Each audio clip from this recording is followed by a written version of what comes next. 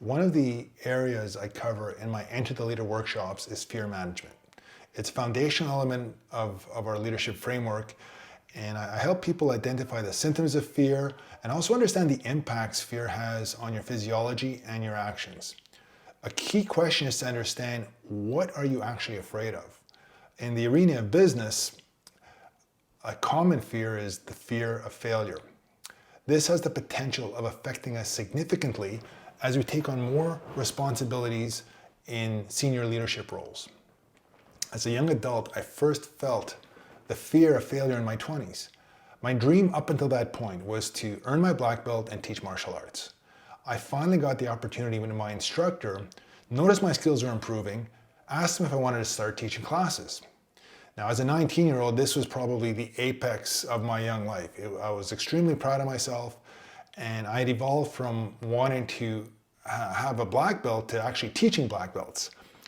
My happiness soon turned to fear, anxiety, and stress. I started to put all this pressure on myself, thinking a mixed martial arts instructor needs to have flawless technique. He needs to be perfect in the ring. And it soon affected my training. The irony was, I wasn't afraid of getting hurt, because that's par for the course when you're training in full contact martial arts. I was afraid of looking bad, of not performing at the level of what a mixed martial arts instructor should perform at. I remember having similar fears. When I had just joined a new company, I was leading a new team, delivering a project with new technologies. And I recall sitting in a meeting, one of the first meetings with my team, and not understanding all the tech terms that were being thrown around.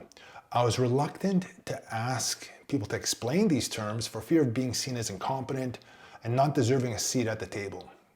The breakthrough came for me when one day I did ask a colleague to explain an acronym he had been using in a status update. I watched him fumble with his words as he tried to blurt out something impressive, and I realized he didn't know what he was talking about.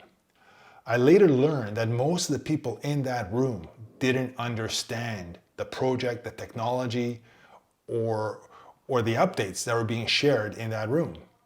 Over the years, I've learned that many of us make decisions based on two key factors.